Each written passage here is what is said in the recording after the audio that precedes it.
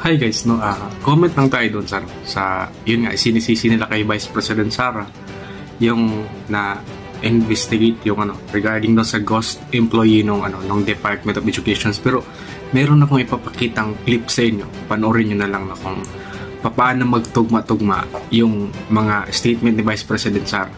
Ito importante, ito panoorin nyo maputi. Natuwa ako na naagapan ito dahil nakatipid ito sa gobyerno ng daang milyon kung i-suma total ho natin.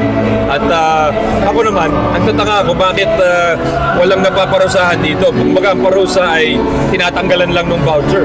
Kami, siguro sa sample kami ng mga tao dito na nakatingin namin ay hindi aksidente dahil yung isa nagkakamali sa isang tao, isang dalawang tao. Yun, siguro pwedeng sabihin clerical error yun. Pero yung mga talagang may pattern na talagang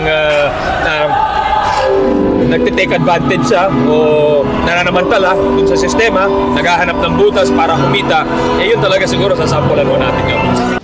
Pangalawa, noong nag-school visit ako sa Cebu, merong lumapit sa akin na teacher. Sabi niya sa akin, Inday Sara, masakit sa loob namin na mga teachers kami na nasa field. Tapos merong humahawak ng teacher items na wala dito sa aming probinsya o wala dito sa aming region. So, pinakwento ko siya. Iyon naman yung purpose ng aking mga school visits, diba, sa iba't ibang lugar naman sabi ko, one-on-one tayo, kwento mo lahat sa akin. And then it turned out, ang HR mismo ng Department of Education, our Undersecretary, took a teacher item from Region 7, nilagay niya sa central office for a non-teaching task. Ginawa niyang executive assistant niya. Ang apelido nun, Villar.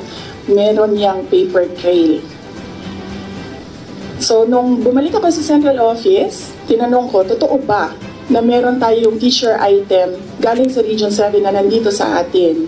Totoo daw, nasa HR. HR pa mismo ang gumawa ng parang injustice sa teachers namin. So that statement guys, referring to yung dating undersecretary ba yun, si Gloria Mercado, na yun nga nangyari yung ganong scenario, no? So for me, hindi na ako nagtaka doon kung merong ganun talagang nangyayari kasi syempre may mga lumalabas talaga, meron talagang pagkakatugma-tugma yung mga sinasabi ni Vice President Sara, di ba? Kayo na balang humusga guys.